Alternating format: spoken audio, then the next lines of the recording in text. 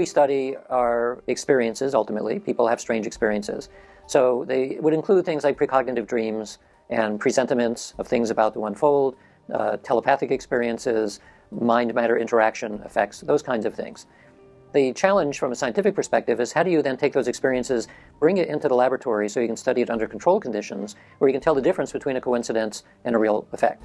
So for precognition, many different types of experiments all suggest that we do have the capacity to know what's about to unfold, even under conditions where we can't infer it. We also have many experiments showing that through clairvoyance, that we can perceive, not always visually, but we can perceive something that is happening at a distance. So that means that both through space and through time, we somehow can do that. We have the perception ability to do that. Another whole class of studies is the nature of whether consciousness survives bodily death. So is consciousness part of the body or not? It clearly interacts in some way, but maybe it doesn't need the body. So these are survival-based studies where we look at things like mediumship and near-death experiences and those kinds of phenomena, some of which can be brought into the laboratory, and we can verify whether or not, for example, a medium who claims to be talking to a dead person and getting information from that dead person, is the information correct under conditions where they can't fake it, or they can't get the information in other ways, and there too we can verify that that actually does happen sometimes. We're maybe capable of much more than we currently think. From a scientific perspective, these things shouldn't happen, but they do happen. So clearly we've missed something important. So I want to find out what it is. What does it mean?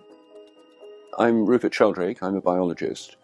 I did research at Cambridge on the development of plants. I taught at Cambridge. I was a fellow of Clare College. I studied philosophy at Harvard. I did history and philosophy of science there. The reason I did that was because when I was a student in Cambridge, I felt that biology had become very limited by this mechanistic theory of life, treating animals and plants as machines and treating people as machines. And I wanted to see if it's possible to have a philosophy of science, a way of doing science that was more broad and more inclusive. Since then, I've been doing research in morphic resonance, memory in nature, and on unexplained abilities of animals and people. There's a lot of evidence for these phenomena, from years of research by psychic researchers and parapsychologists. But from the materialist point of view, all my mental activity is in my head. So if I think about you and you're 100 kilometers away and I want to telephone you and you start thinking about me, and when I ring you, you say, "That's funny, I was just thinking about you," a very common kind of telepathy. Almost everyone has experienced this, and I've shown by means of controlled, randomized experiments that this is not just chance coincidence. But from a materialist point of view, that's impossible. My thoughts cannot possibly influence you 100 kilometers away.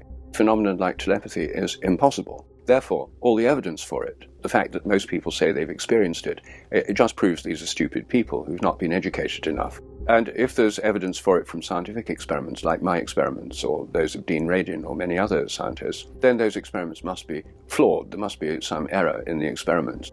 This debate has been going, it's not really a debate, because it's a denial campaign, has been going on for decades, and enormously influences the educational systems. Most people are interested in these phenomena because they actually happen, and they influence their lives.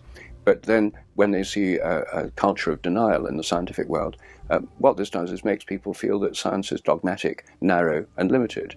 And they're right.